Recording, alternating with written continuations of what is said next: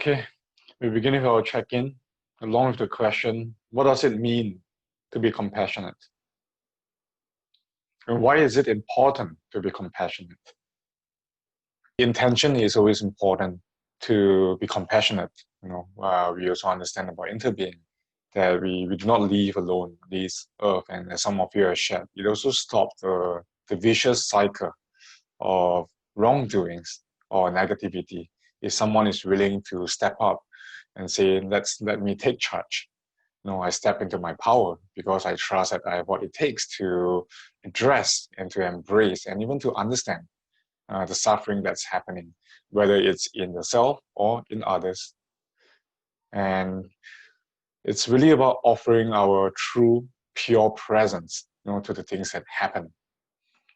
In fact, sometimes you may not even suffer anymore, or you learn how to suffer less, and then you can begin to relieve the suffering of others, or at least to stop judging them and bring more elements and more moments of acceptance into situations. As you all should have known by now, sometimes when you go through a difficulty, it can be very heavy to be able to be lifted up. It's like a baby. Sometimes babies, they do not increase in weight, but all of a sudden they just feel very heavy to carry up if they do not want to stand up. So there is a kind of energy that some people carry. And it is just part of human nature. And there are people that you may want to help, but they may feel very heavy. And the more you try to lift them up, the more tiring it is for you and also for the other person. And that's why acceptance into situations as it is also important as well. Where do we want to give our energies to? It's not because we would be judged that someone is incapable of being helped. It is just that it is not the right time. Maybe we do not have the right approach. We do not have the right method, or maybe we're just not the right person yet. Things have not fallen into place, and it's not our say. Because the world revolves around us, not the other way around. We can't have everything going our ways. So what happens when you deal with someone difficult or someone whom you really wish to help but you can't?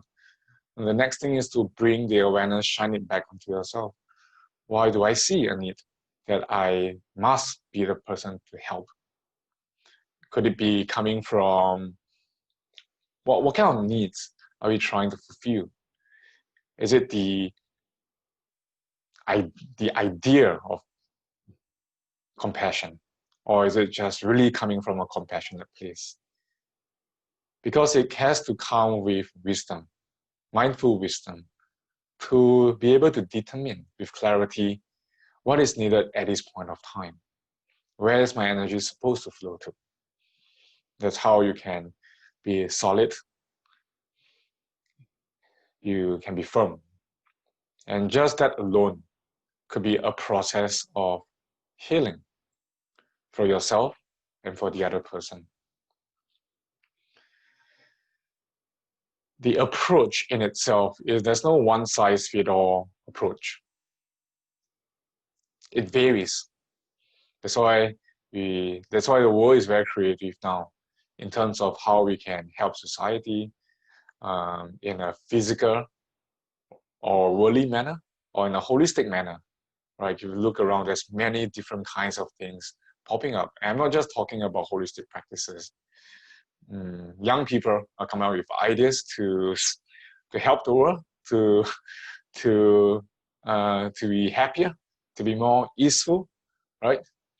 And so that means that one has to be very perceptive and also know what is one capable of doing. And sometimes knowing our limitations is a great thing. It's where you find what you're limitless at, if you want to put it that way. So let's get into the practice and just get into a comfortable posture.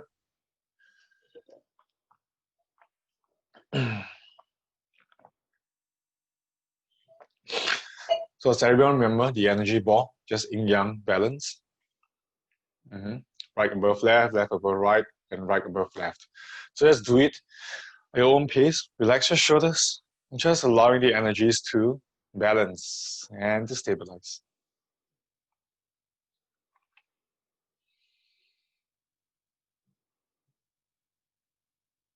Breathing calmly and being aware of the sensations in the center of your palms.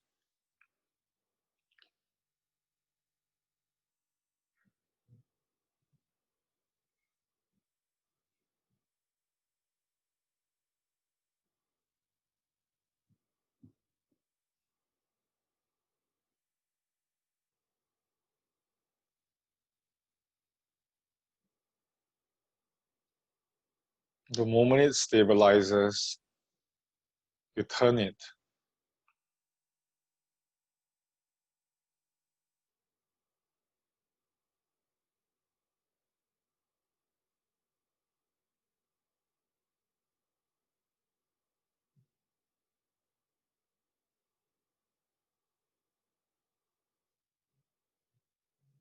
Inviting a sense of honor and dignity as you practice.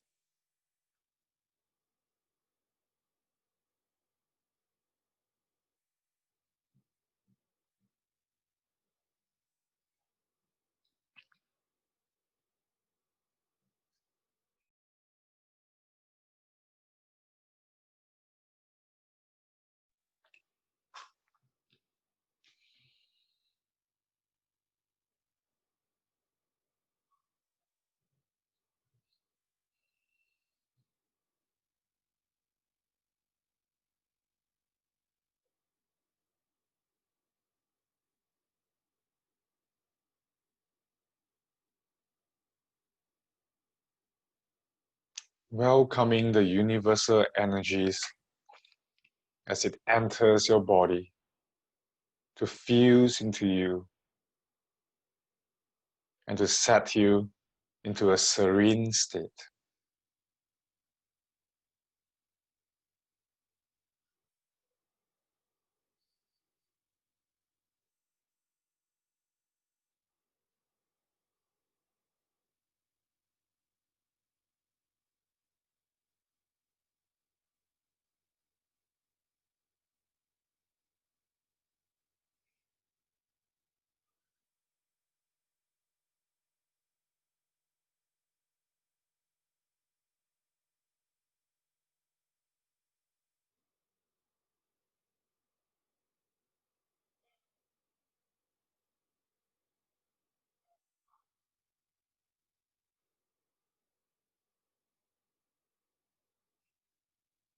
Once you're ready, just place your palms together, making a prayer and request to the Bodhisattva of great compassion, Avalokiteshvara, Kuan Yin, to bestow her grace and her energies,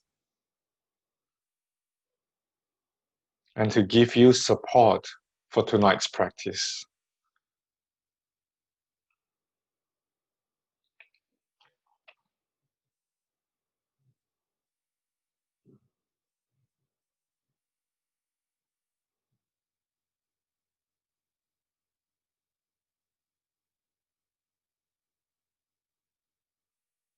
May Kuan Yin also watch over the entire community as we practice together, as we practice as one, to spread out her beautiful energies to everyone, and to light up everyone, and to safeguard. Om Mani Padme Hum.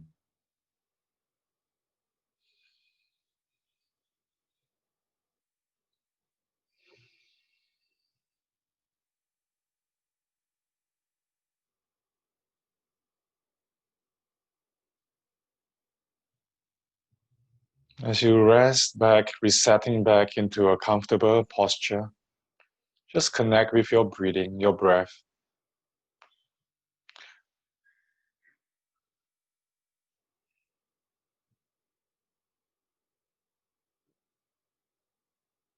Notice how the air fills up your belly as you inhale, and how it releases all the stress and tension as you exhale.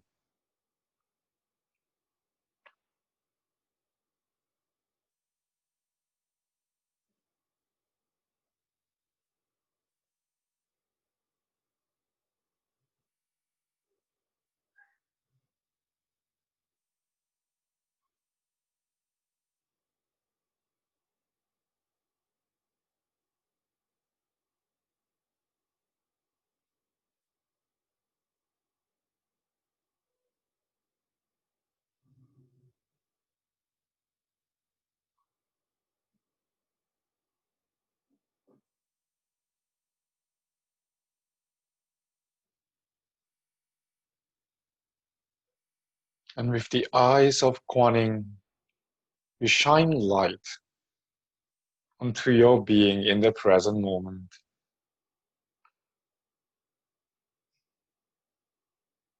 Just noticing how you're breathing and how your posture is like.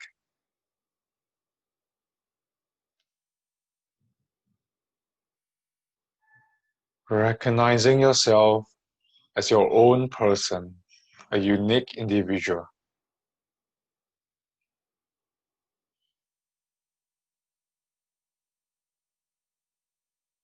And shining light of compassion, of Namo Sigato into your heart, infusing it into your breath.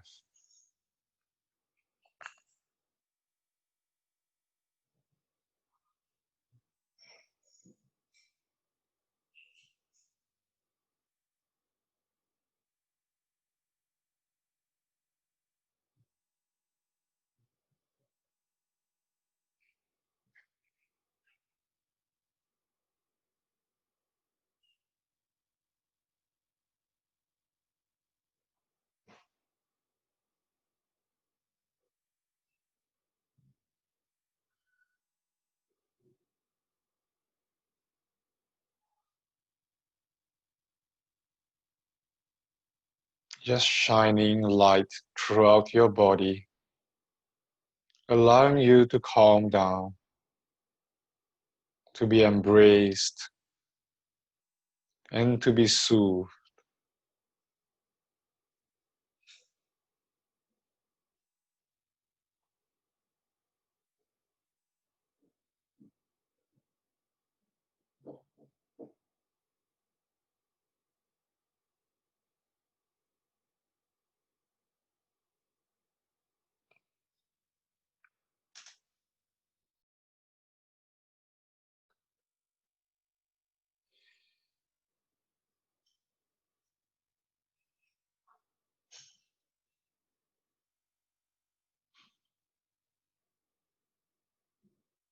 May, may this person that you are be well and happy, and to be free from suffering and judgment,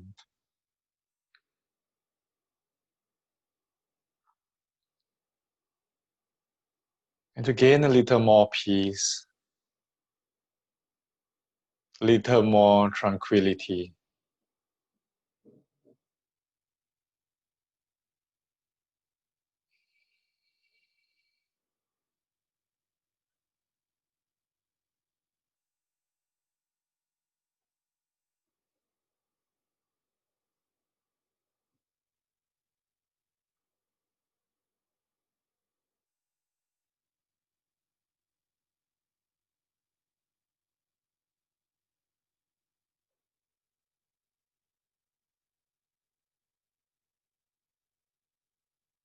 And just thinking of a ball of light in your heart chakra,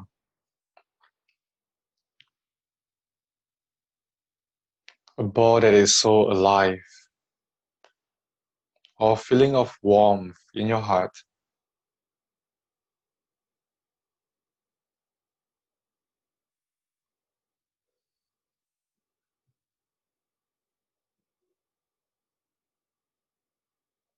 Just this beautiful heart that is free from all the ideas in the mind.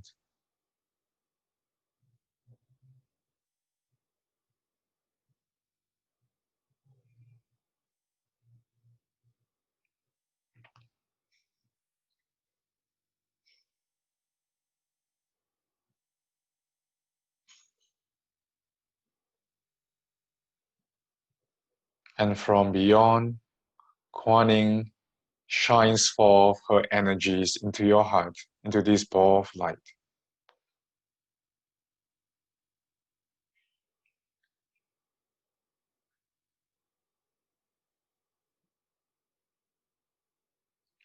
Soothing your entire being.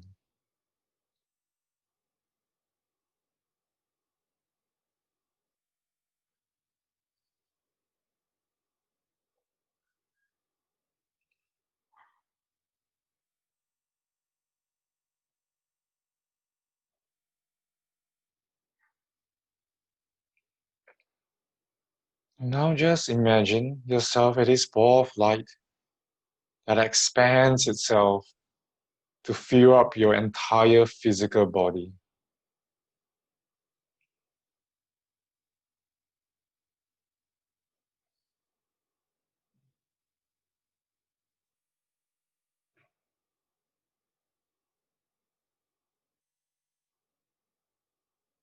And any instructions from now on, they are all visualization instructions. You keep your eyes physically closed for the entire duration of this meditation.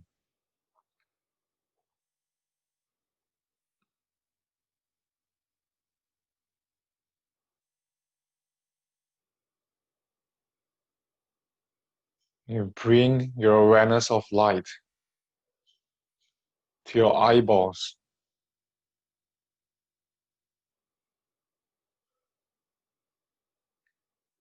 And with great courage and compassion, you just visualize that you're opening your eyelids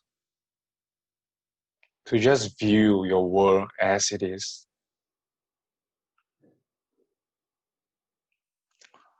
What are your hopes and fears?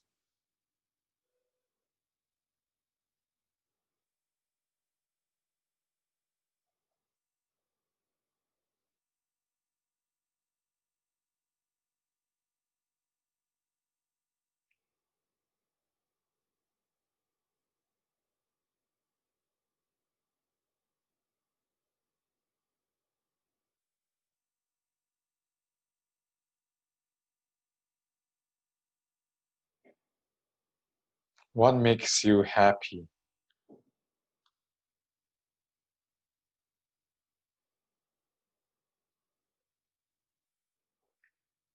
And what's causing suffering in your heart?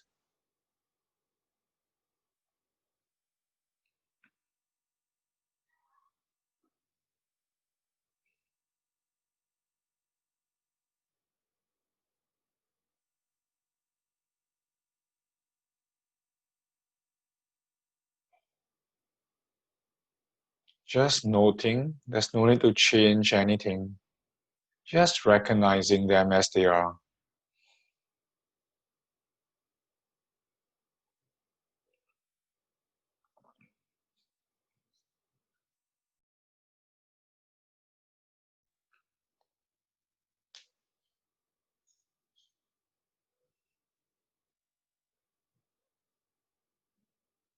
Are you able to recognize that this is an unique individual with your own sets of hopes and fears, your own sets of expectations, and things that are important to you?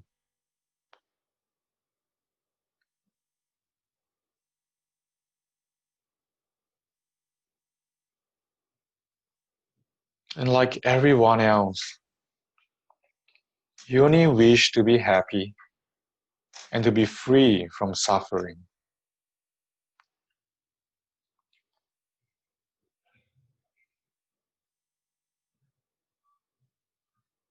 But sometimes In the pursuit of happiness and freedom from suffering, you may have used the wrong method.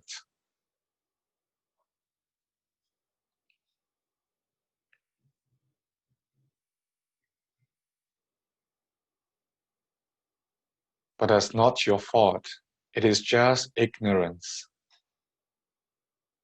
just a lack of understanding.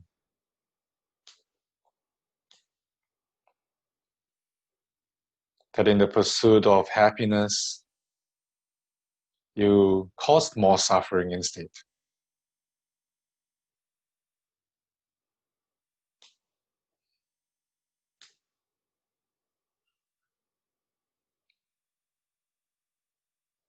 But it's okay.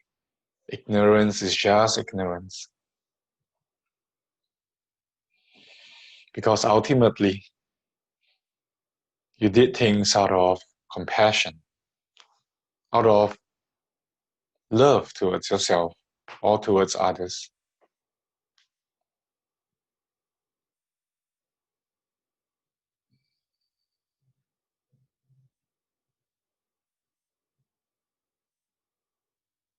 And remember, you're breathing with Guaning's light and support. Remember that ball of light.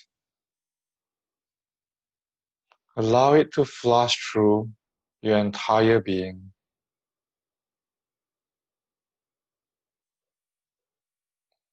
Namo Sigato. Recognizing things as they are. Letting go and forgiving if needed.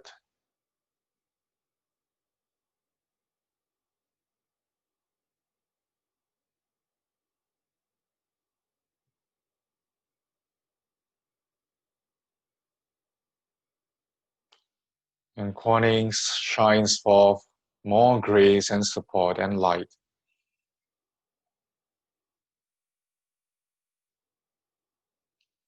And lifts you out of your body.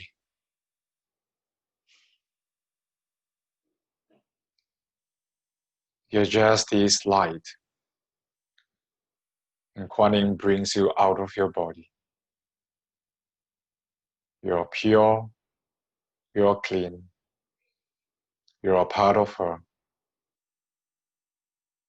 And just breathe in this light.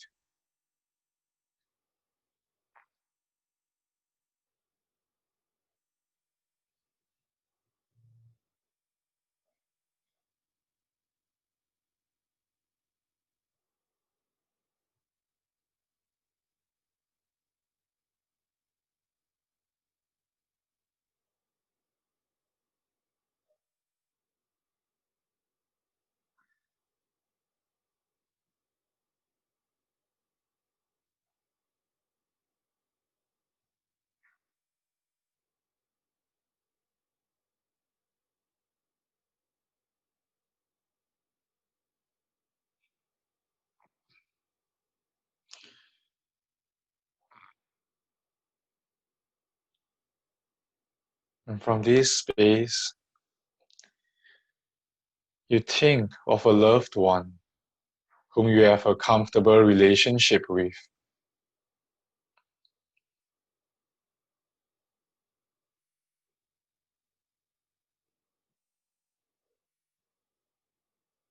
And immediately, you are transported to this person's home.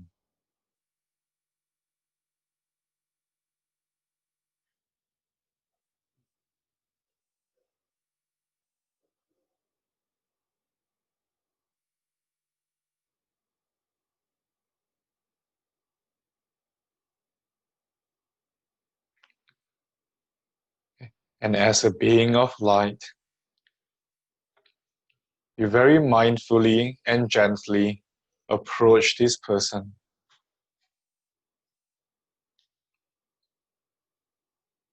And you enter into this person's body as a ball of light.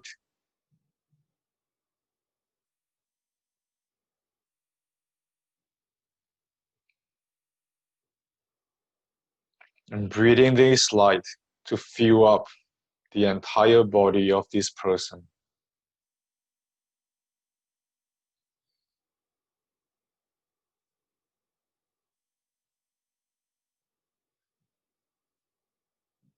And although this person is at home, but his or her mind may be somewhere else, somewhere important and unique.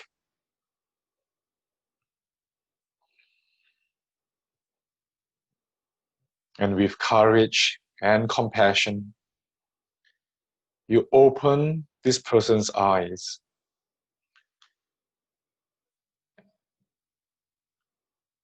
and take a look at this person's world.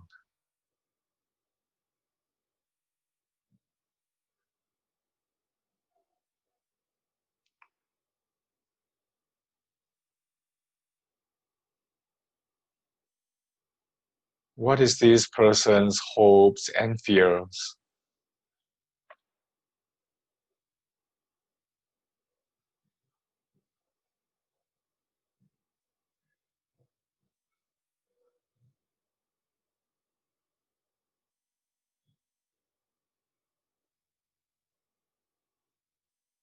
What makes this person happy?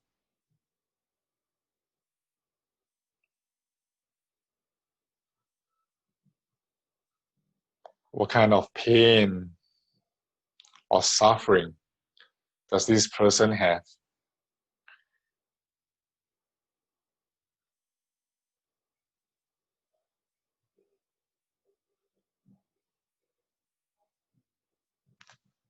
So remember, this is not the time to change anything or to judge, just noting.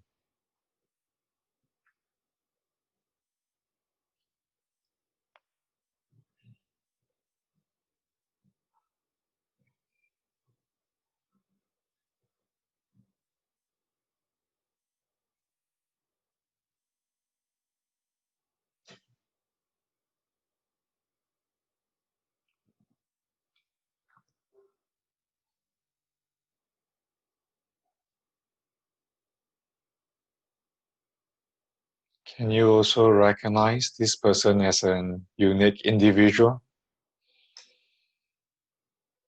that does not belong to you at all?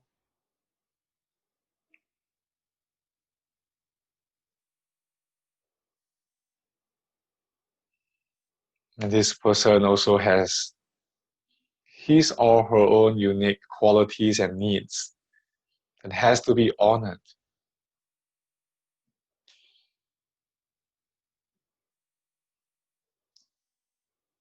Just like yourself.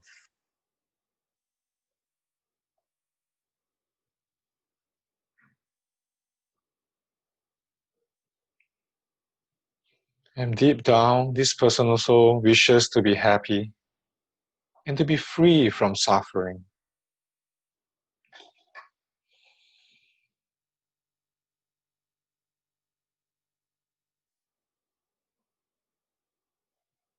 But sometimes, just sometimes, the approach that's being used came from ignorance. Just like yourself.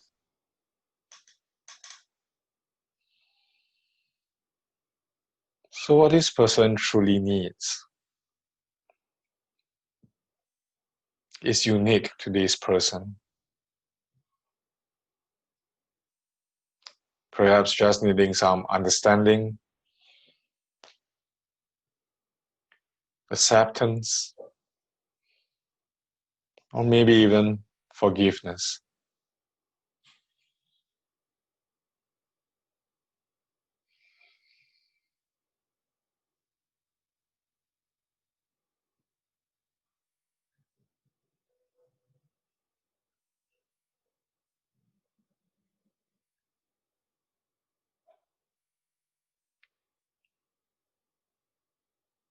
And breathe together with this person.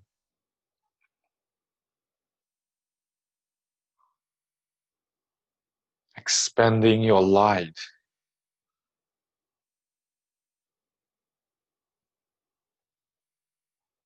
And asking Kuan to simply send you energies and light, not praying for anything at all, other than asking for Kuan's light to flow through you, so that you can flow through this person.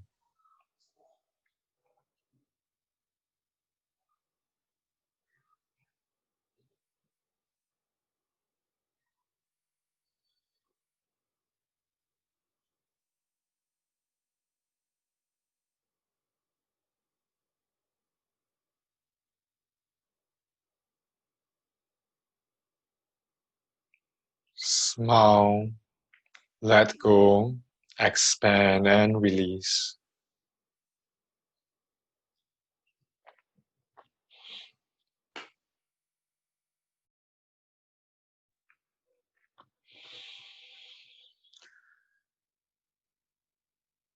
It's time to leave.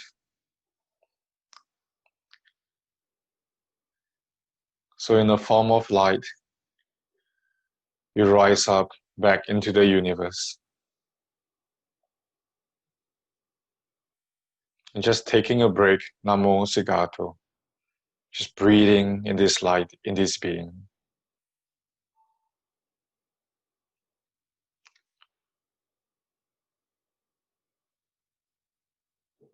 Just sitting in Kuan's heart to be nourished, to be energized.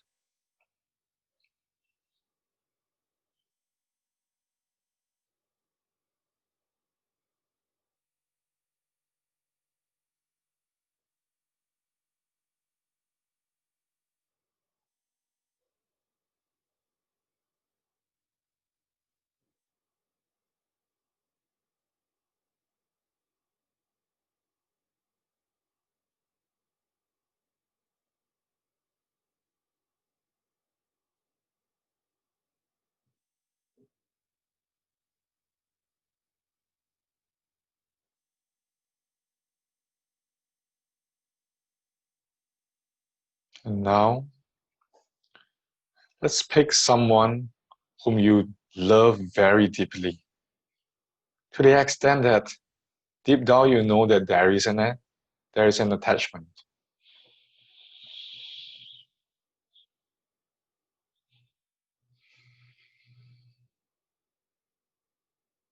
And immediately Kuan sends you straight into that person's place.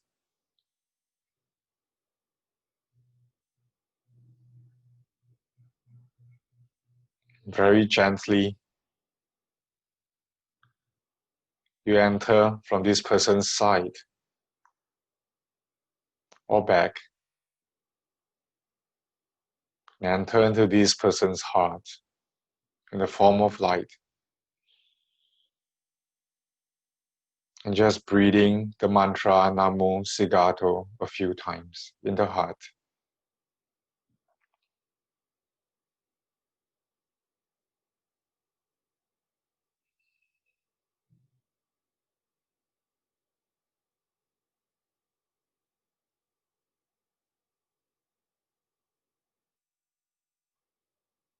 And expanding to take over this entire person's body.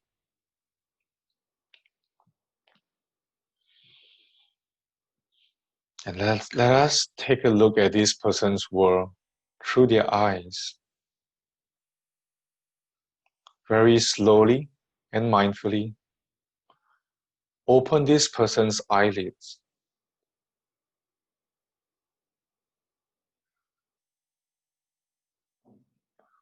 What is this person's world like?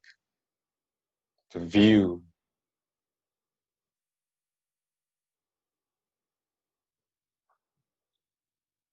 What's the hope and fear of this person? Their deepest desire.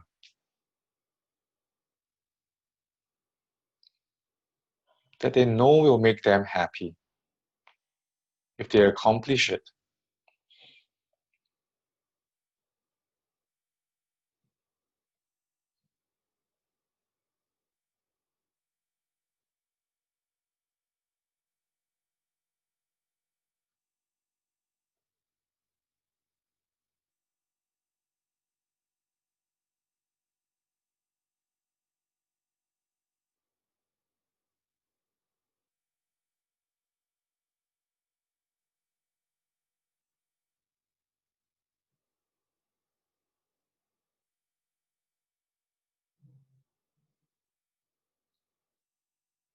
What kind of support does this person truly need?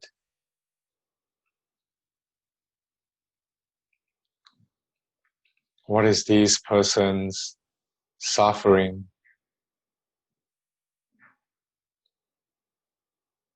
And what are things that will bring true joy to this person?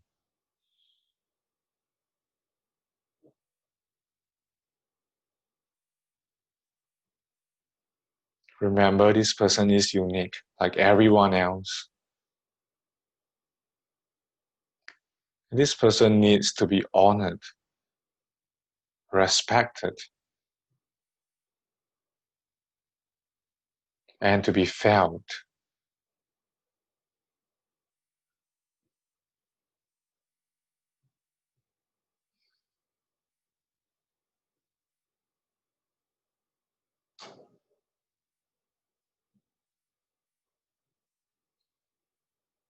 Like everyone else, this person simply wants to be happy and to be free from suffering.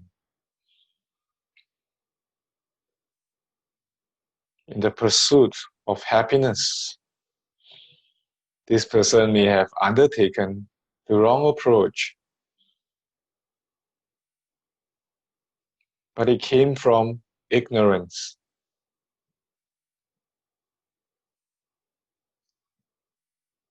And ignorance may have caused more suffering,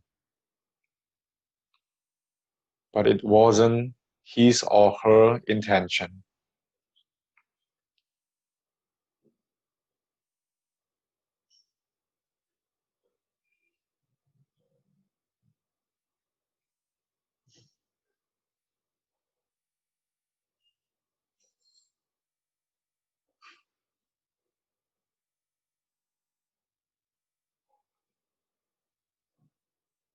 Just breathe your light of acceptance, of compassion, and may Kuan Yin fill you with energy.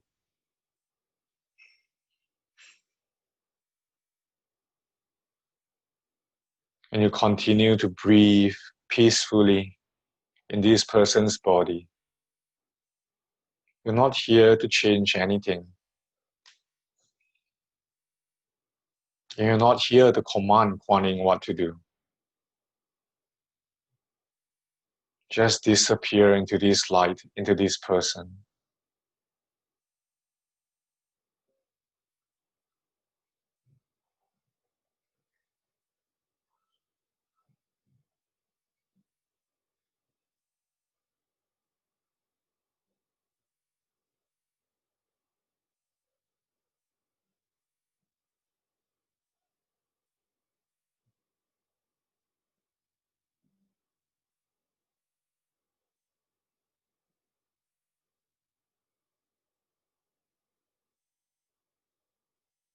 Namo Sigato, Namo Sigato, Namo Sigato.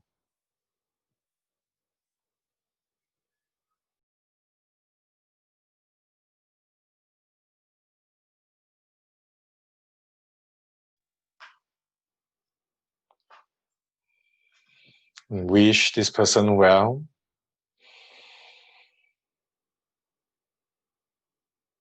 And perhaps there's something within your capacity, something else that you can offer to this person.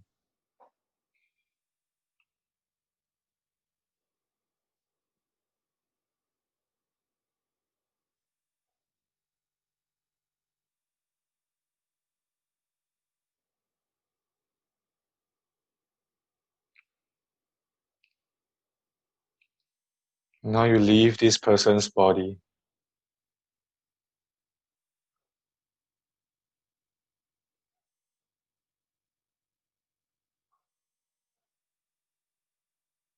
And for the final part, you pick this one person whom you dislike, who has hurt you before. The mere thought of it can trigger a bodily reaction or facial expression, or may have just caused your mind to turn around that you don't want to deal or think about this person.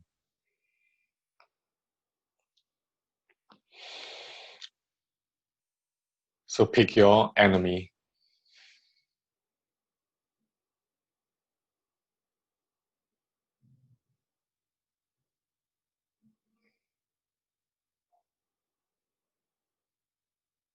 In the form of light, representing Kuan Yin,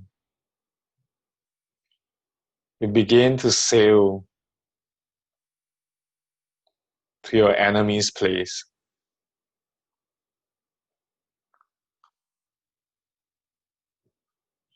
Someone who has hurt you before, out of intention.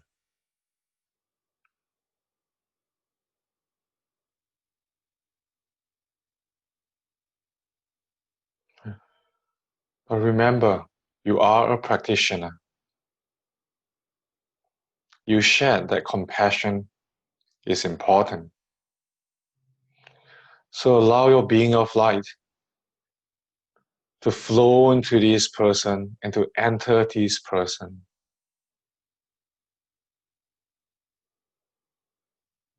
And with great courage, you take over this person's body and you open his or her eyes.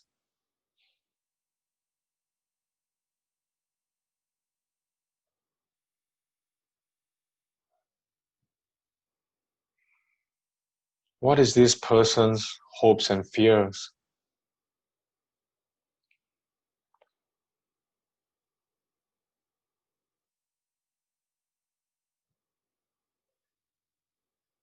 Maybe you do not know at all.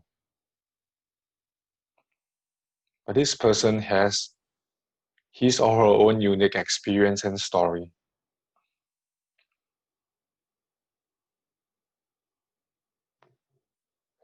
What kind of pain? What kind of happiness is there in his or her life?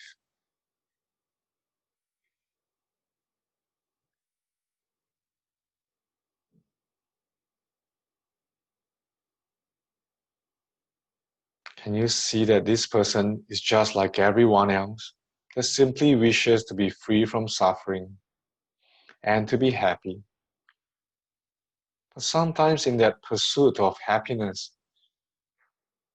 they may have taken the wrong method and instead cause more suffering for others.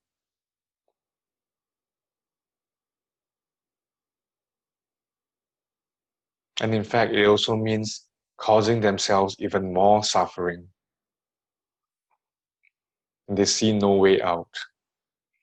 That's what they know. Just suffering.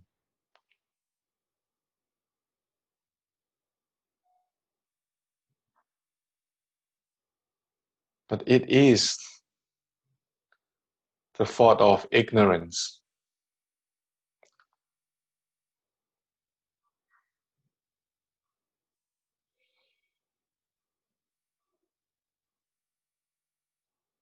Just like everyone else, they can sometimes be afflicted by ignorance. And what this person truly needs is empathy, compassion, understanding.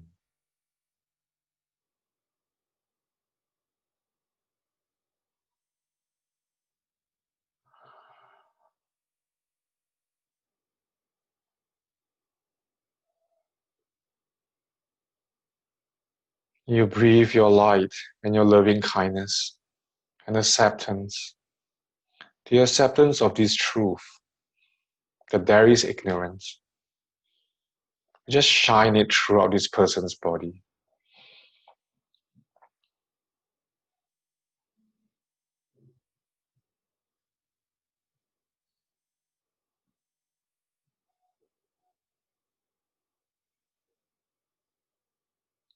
And extend this light to this person's home and surroundings, this person's family.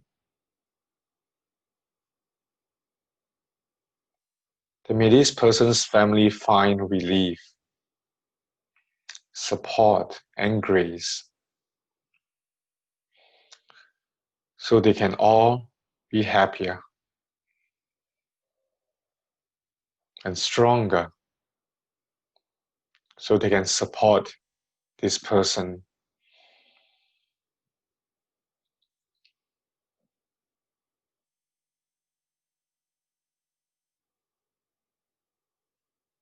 May this person find liberation from suffering.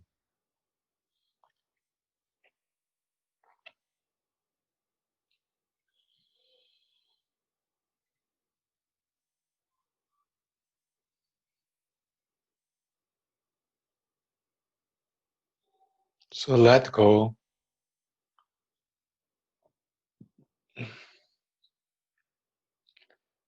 and go back into space.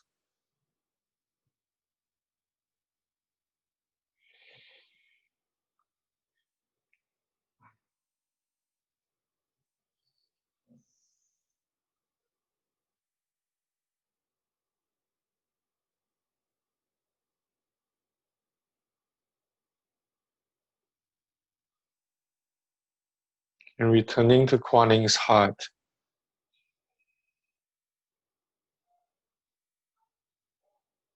what is Kuan Yin's power?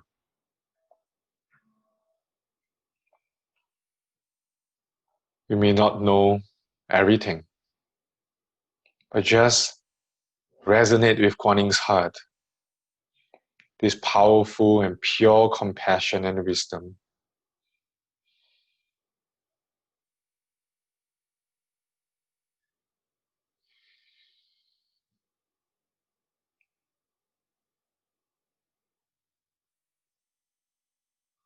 May Kuan Yin guide all of us to learn to be inclusive, to be non-judgmental, to be mindful throughout our lives, so that we can continue the path of wisdom and compassion, to vibrate these energies into the entire world, to bring forth greater transformation, healing, and awakening, and to recognize that everyone has this awakening nature within them, and everyone has this self-kindness towards them. And at the same time, all of us do have the affliction of ignorance. So may we live with this awareness to look past the actions so that we can penetrate deeply into the source of all happiness and all suffering, to shine forth compassion. This is the Bodhisattva's practice, to liberate all beings from suffering, and at the same time, to liberate one from one's own wrong view, wrong actions, wrong speech, and untimely advice.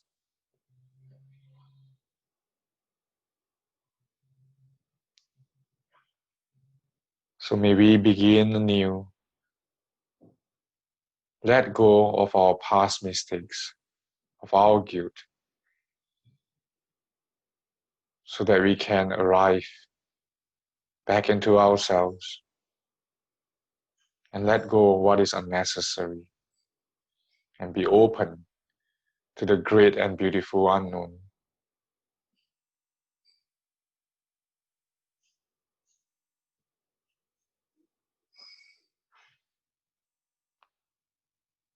You slowly drop as a ball of light, seeing you in your room. You just slowly descending down your crown, entering your physical body. And let this new light, this rebirth, take over.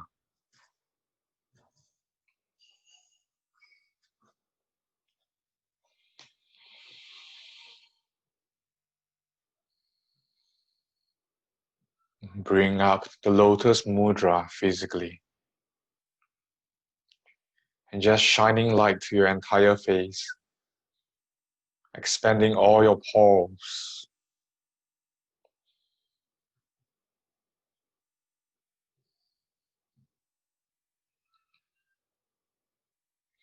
And every time you breathe out, you get in touch with the space around you, the air around you, and all your furnitures.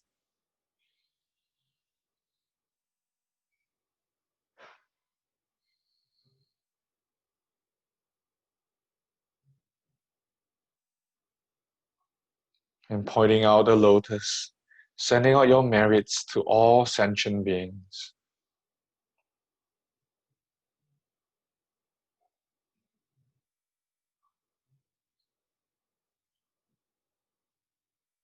May all beings be free from evil and harm. May all beings be free from judgment, ill will, and danger. May all beings be well and happy. May all beings receive support, and may they be safeguarded. And may their happiness be prolonged. And may my merits support them on this path towards nirvana. Namo Sigato, Namo Sigato, Namo Sigato.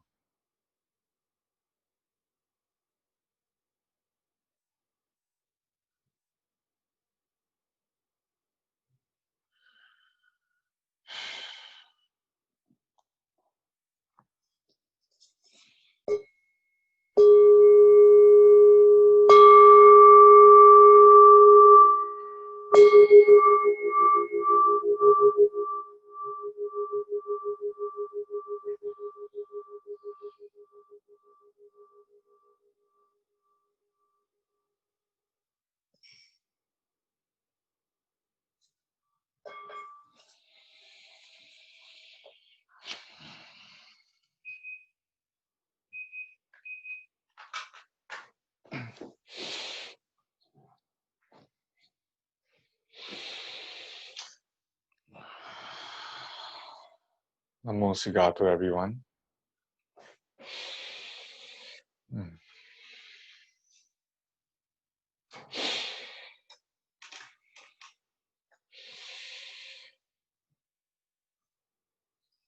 So the name of this practice is basically, what's the English term? Being in the shoes of others. And spending more than 10 minutes in everyone's shoes instead of just 10 seconds. And to empty your mind before you approach. I'm going to open up sharing and questions.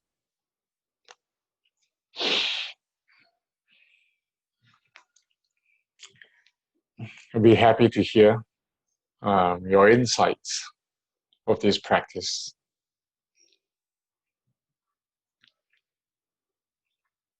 So open the circle for anyone to share. And if you're going to pass on the sharing, just type pass so everyone knows.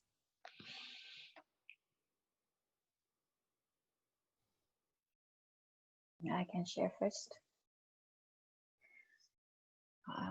Today's session was great as usual. Become so much calmer after this session.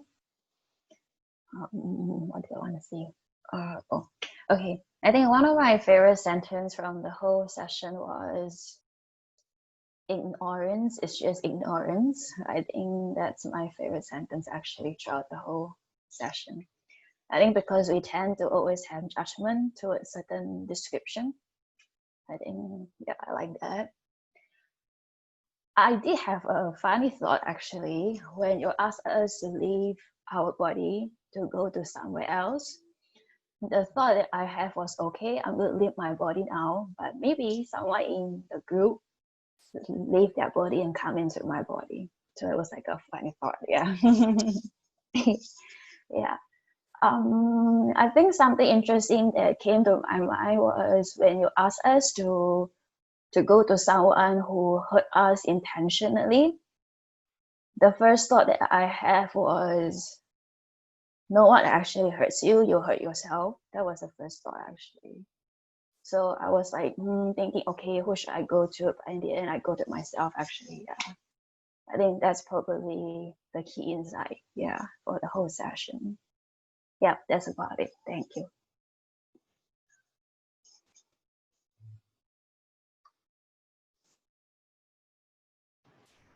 I'll go next. Time really flew by. I think as soon as we started, I just slipped into this very deep state. And I still heard everything, but like I was only a very tiny part of my consciousness was right on listening. But I was aware that I didn't fall asleep. I think only towards almost the end, then that's when I sort of started registering. I didn't even know who you said to went into, but I knew I went to someone, recognizing that that him and I inter are, and when you said, I'm not sure, it's something along the lines of, what can we do for the person? Paraphrasing, because a huge part of me wasn't there, and then I realized there was genuinely nothing I could do, and in that moment there was one part of me that said, you see how difficult it is.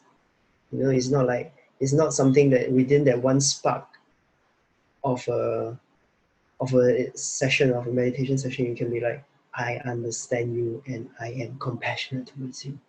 It's the difficulty that it was very obvious to me at that moment. Actually, I didn't went to a loved one.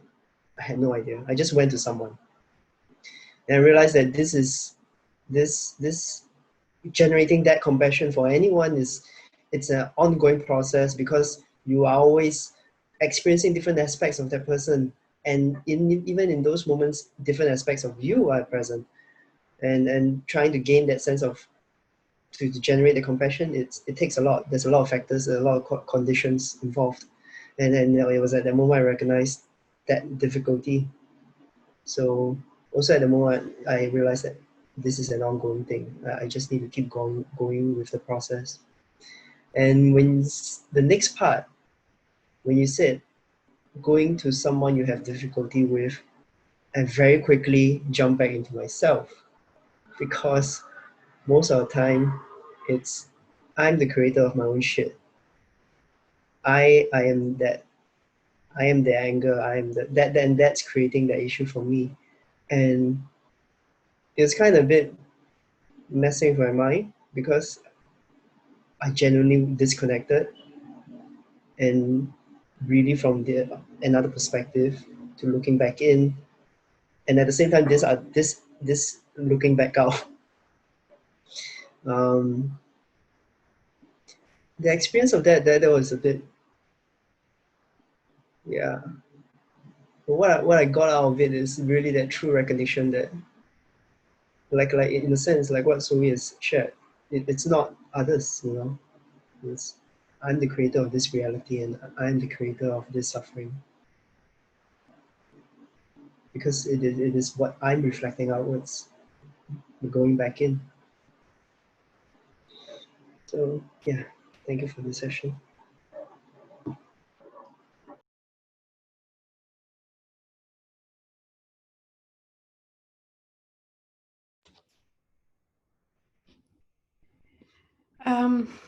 So when it came to a loved one, I actually went to my dog. And that was really easy to do. So that was good. But when it came to someone that you maybe don't like so much, that was actually very difficult. So I felt like I went in and then I came out again, because I didn't want to do it. So that was tough for me. And then when I went in, I still had a little bit of anger. I think that didn't really go away. And I was looking through this person's eyes and seeing what they were trying to do. And that they wanted to be free from suffering. But I'm like, well, that's not the right way to go about it. So I started judging. And I think at that point, then I tried to stop myself from judging and just kind of observe. So that last bit was quite challenging for me. Yeah.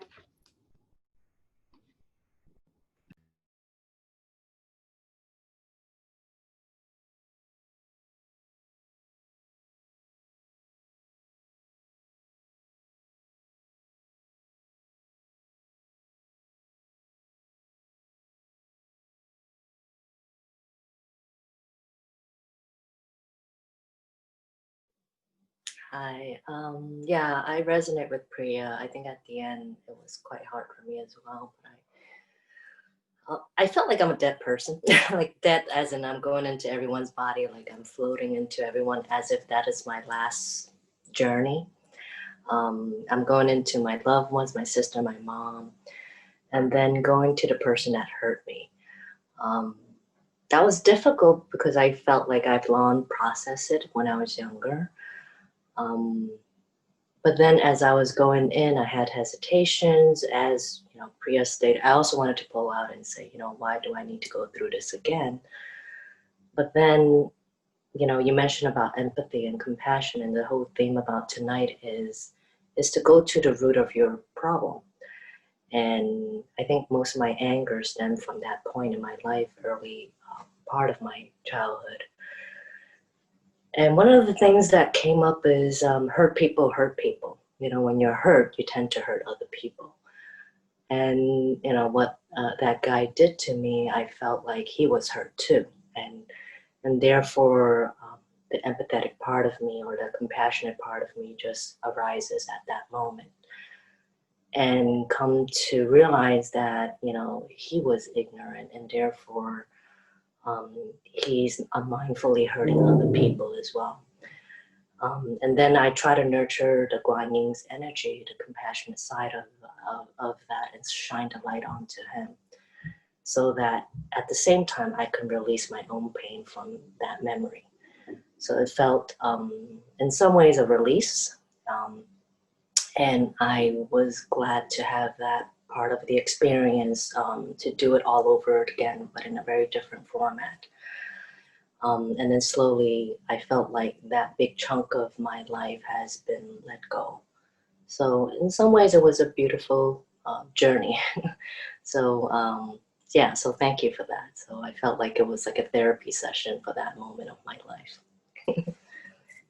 Thank you.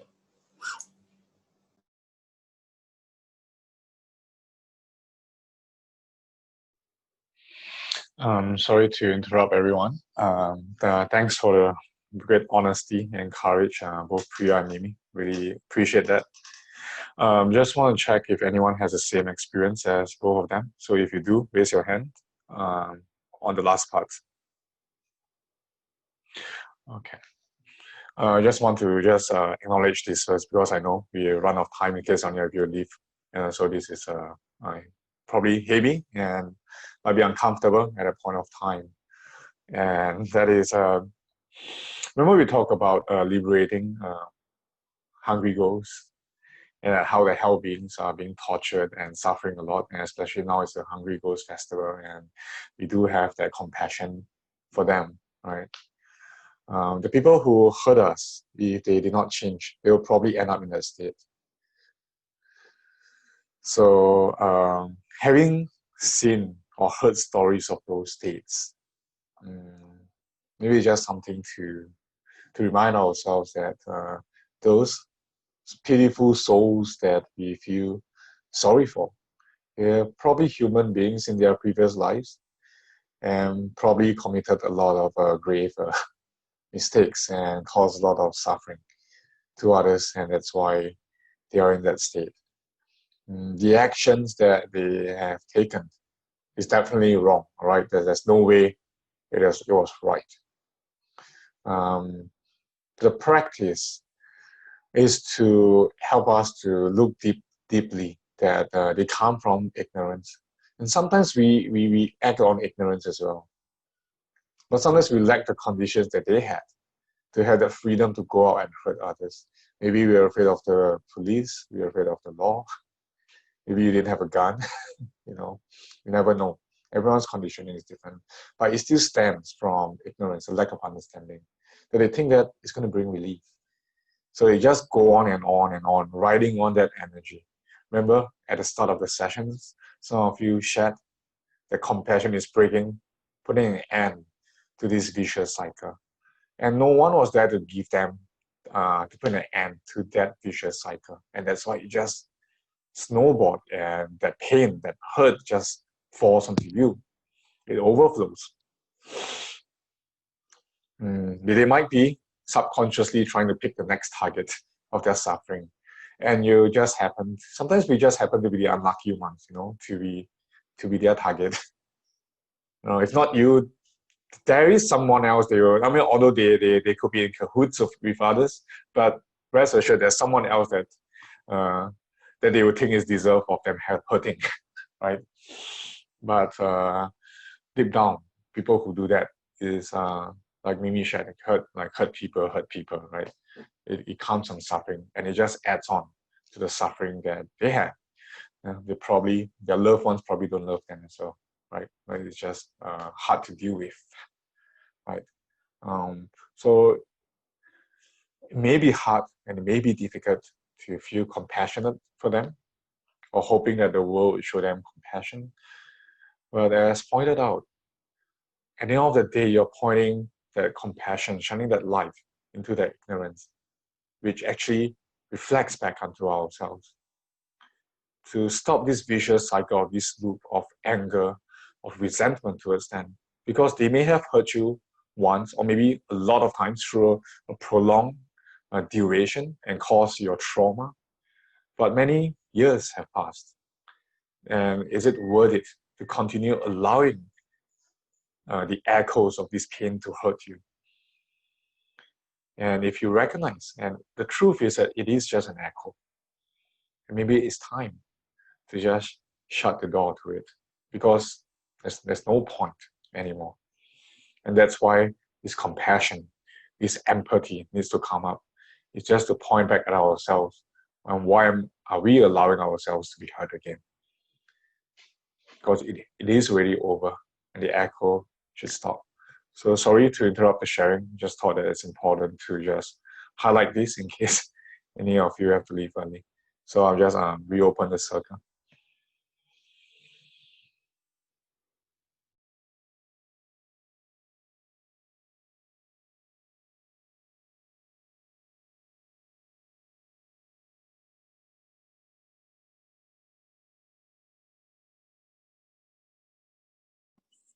Hi everyone. Let's see. So yeah. So for a loved one, I went into my to my son, and just when you think that little kids don't really have much to worry about, being in, from his viewpoint, he just wanted freedom. And one thought came up from it. I mean, he's just not happy with school. And it's not about the learning, it's about the rigidity of not having that freedom to learn, at their own rate, in their own pace. And that was something that I've never thought about before. Unfortunately, he has to go to school, but maybe at least I can speak to him about, how this is the system here, and it's something you have to you just have to go according to the system here. But yeah, that thought about not having the freedom to have fun and to play and to learn at your own rate, that was something I picked up from him. For the loved one, no. So for someone who hurt me, I had to think, and I didn't really have anybody, so I just picked someone who did in the past.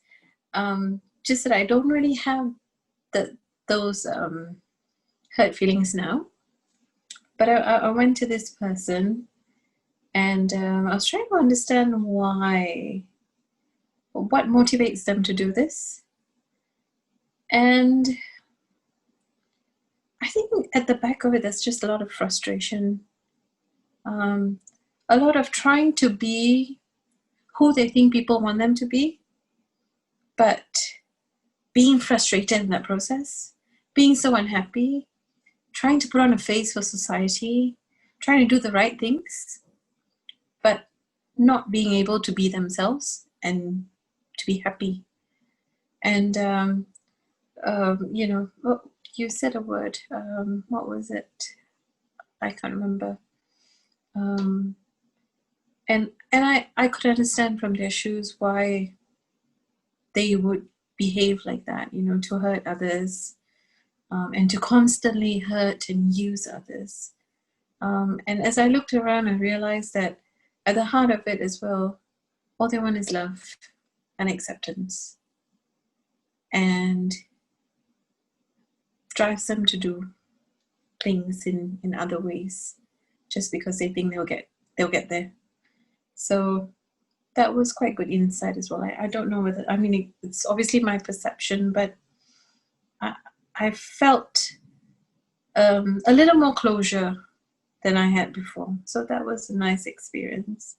And even as I left this person, I hugged them from inside. I don't know whether that's possible, when I was like, I love you, you know, and be happy and be well. You deserve it. So that was a nice experience. And as I was coming back to the body, I could feel like coming through the crown, I saw an image of this wizened, I think, man, I don't know, he had a small bun on here, very old, wizened face, a brown or something. And it was just like sitting next to me, and I'm like, okay, hello. And then I just came back to my body. I don't know who that was. But that was very interesting. But he looks so old. It's like brown or green. I don't know. Very old. You know, literally. And I was like, okay, I don't know which one's. Why is he sitting down here? I don't know. What do you call this process? What is it called again? Sorry. I have to pay more attention. What process? This meditation, what is it called? Stepping into the shoes of others. Okay. It's very interesting because, you know, like we can imagine it, but when you do it this way, it feels real in a sense. So it was really good. Something different, but a lot of wisdom there as well, a lot of learning. So thank you. Thank you for listening, everyone.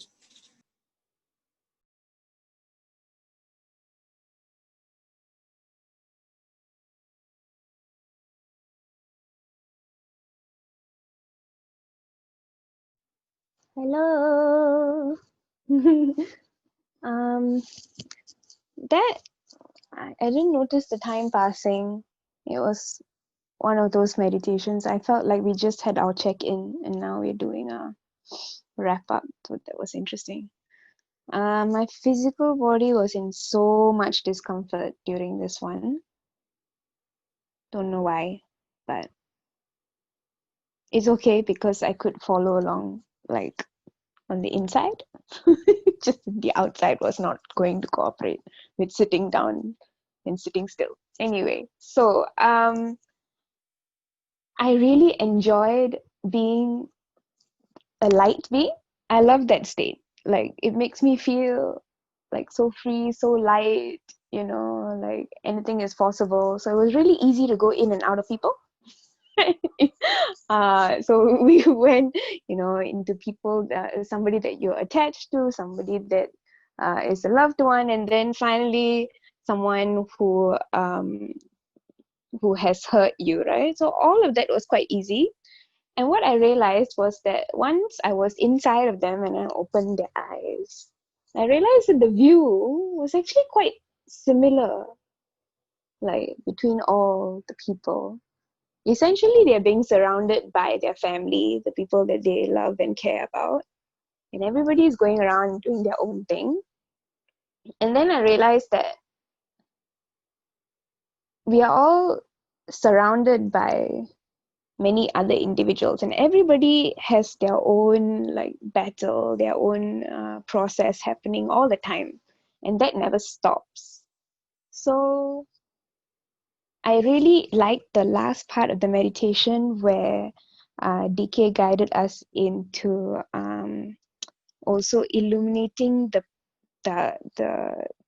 the other people in the space around that person, and then extending that light outwards. Because when I did that and I just extended the light a little bit more, eventually it reached me again. And then I was like, oh yeah, I'm part of this person's community also, right? Like, I'm not that too far away. So even from someone that you don't have a good relationship with, you are still kind of part of their circle. So you can still have a positive impact on their experience. So yeah, so that was quite interesting, because I did not think of it like that before. I used to think like, if somebody has hurt me, then I must have done something wrong, or something has triggered them, and there's nothing that I can do to salvage the situation. But then now I realize that essentially that person and I have a relationship, and if I choose to respond in a compassionate way, then automatically it lifts a lot of the weight, and it like brings so much light into the situation, and somehow somebody will be able to like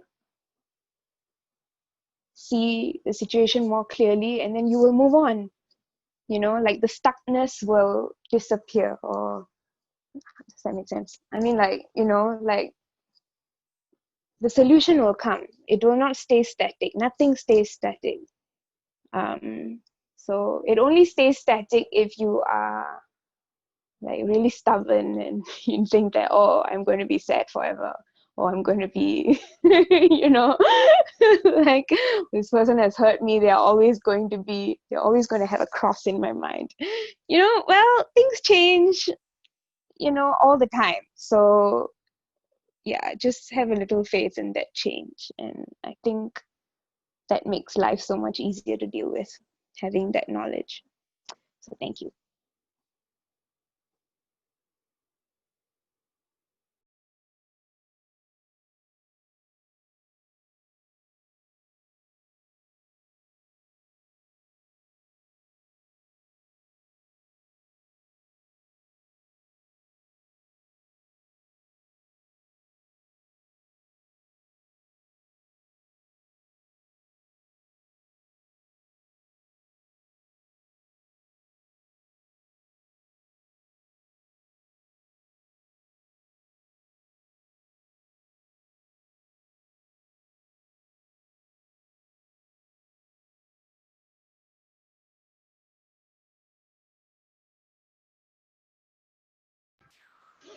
Mm.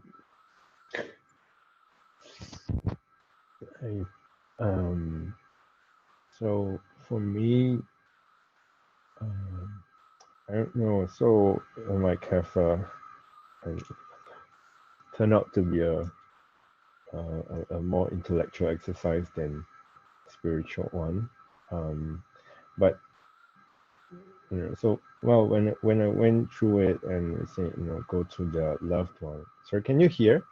Is it clear? Sorry, yeah. So so when I went to the loved one, I followed until there. Uh,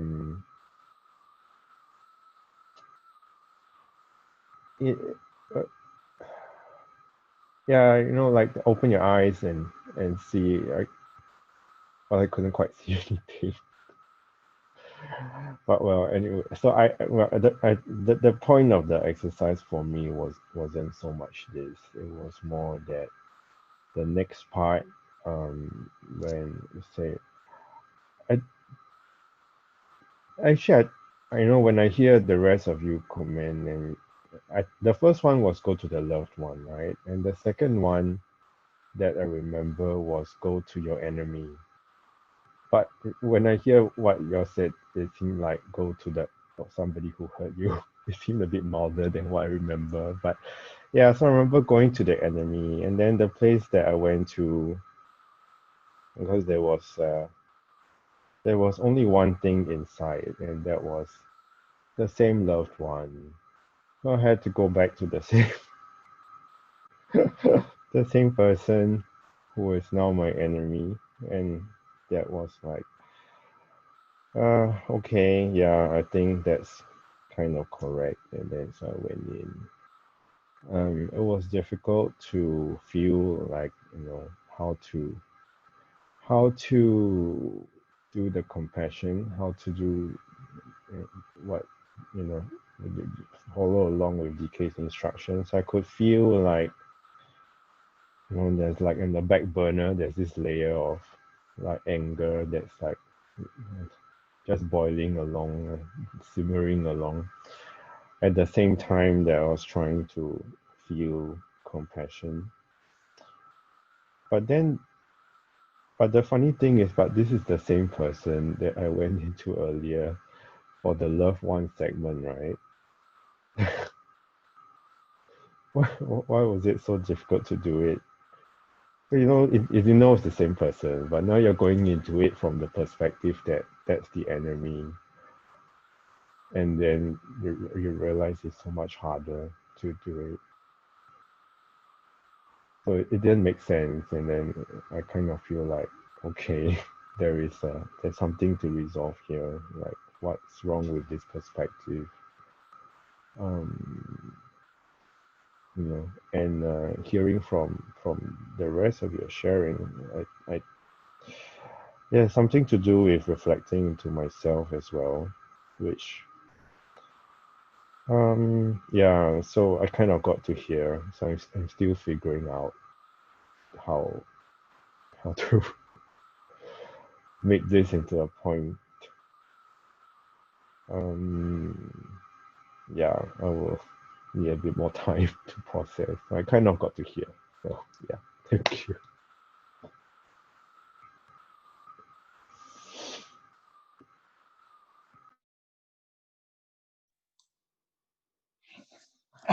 Okay, thanks everyone. In fact, this practice, like some of you shared, that it actually leads us towards ourselves, right? It sheds insights into things that has always been there, that we may not have noticed. It's kind of like, just clearing up, well, what do you call it? Like a housekeeping of the mind. For us to really take a break and to step into the world of others. Like one of you have shared that, especially Paramis, you were saying like, like it sounds so simple that we say that, put yourself in someone else's shoes, but we don't actually have the time to do that, or be in the right mindfulness to actually go in there, to be willing to really reflect, review, to see. In some way, it also points back at ourselves. How are we actually really viewing ourselves? Is it coming from wisdom, or could it just be another ideation? And as Alvin has shared, that sometimes the answer when you go into someone is that something like I don't know, or it's impossible to understand. Right? That means that you're just not the right person, right? We can't reach out to understand everyone. That's why Guan Yin has 1,000 arms, and that's why Guan Yin manifests herself into 84 different forms. And that's why Guan Yin has many disciples. But that's why the Rishi has like infinite disciples as well. Right? One person is not enough. One Buddha is never enough. Everyone has to come collectively. We have our role to play. And it also means sometimes you just have to delegate. Delegate it to what? Delegate to time. Time you'll find the right opportunity. Time you'll find the right person. But sometimes we forget, the importance of time. We want things fast. For those of you who are my age or younger, we come into the instant gratification phase. Everything needs to be fast, fast, fast, fast, fast. Right? McDonald's fast food, done. Everything is fast. Healing, fast. Everything you want it quick. Yeah. You see, Auntie Paramis is shaking her head like, not good. Yeah. So that's the problem with society right now. In fact, you don't have to be my age. You could be older than me, but look at how maybe, your team works. We never know the structures, everything right now. So we really have to just give things to time. Time is a powerful thing. It is also a very important contributor. We have fancy watches these days, but nobody wants to appreciate time. It's just like, okay, what time is it? I need to rush. Where are you? To appreciate it. Meditation gives us that time to appreciate the process of growth, of learning, of spirituality. So I hope that you continue having these insights and taking these breaks, to reflect on what needs to be reflected. The reason that you are all able to do this practice is because you know what it means to be true, what it means to be honest, what it means to see things as they are and not view them the way you want it to be. That's why whatever insight comes up, whether it's one of pain or one of confusion, it's just reflecting on the true nature of what's apparent right now. And you have more than what it takes to actually visit them. Sit on it, go for a walk, go reflect, go for a swim, go for a run. And to end this, I would like to share this quote. You can chain me, you can torture me, you can even destroy this body, but you will never imprison my mind. That's by Gandhi, by the way. So I leave that to all of you. Take care.